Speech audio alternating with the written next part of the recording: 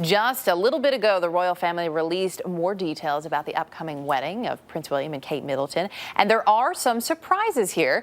Joining us with a closer look at that is royal watcher Victoria Arbiter. Great to have you with us this morning. Thank you. Good to be here. So we had some details on timing and also participants in the wedding. What was the biggest surprise, though, to you? I think what's really nice is that we've got 3 levels of the church hierarchy included in the wedding. If William was the direct heir to the throne, then the Archbishop of Canterbury would pretty much be doing the entire service. But we've now got the Dean of Westminster included. Westminster Abbey is his church, so it's nice they've got him with a role. He's doing the service. He's doing the service, that's right. The Archbishop of Canterbury, as the ecclesiastical head of the Church of England, will do the most important job, which is actually marrying William and Kate, to save the best job for the most important man. And then the Bishop of London is included. He's going to give the address, which here would be known as the sermon. What's really lovely about the Bishop of London's involvement is that William has been very clear that he wants Diana involved however she can be, as she's not with us anymore. The Bishop of London was a very close friend of Diana's. He was executor of her will.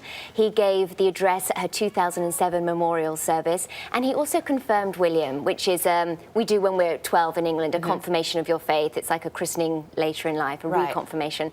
So it's really nice that the Bishop of London is going to be involved as well. And it will have that personal touch. It seems like they're actually being allowed to put a few more personal touches on this wedding than we may have seen in the past with a royal wedding. You're absolutely right. And again, it's nice because William is second in line to the throne. So protocol can be relaxed a little bit. There's a little more leniency.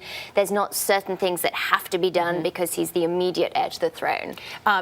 We also learned that the wedding will take place at 11 a.m. Yes. And that Kate Middleton will not. You know, there was so much focus, of course, on Princess Diana when she arrived in that glass carriage. I believe it was a 2-mile route. That's the security, even in the 80s, was really tough for that. Yeah. Kate Middleton is not going to take a carriage. She's going to take a car to Westminster Abbey. Yeah. Is that a security decision? I would say so. I mean, thinking in terms of how they're thinking with organising everything to do with the wedding, security is going to be a big factor. This wedding is huge. As you mentioned earlier, it's the event of the year. I think it's the event of the decade, even the century, possibly.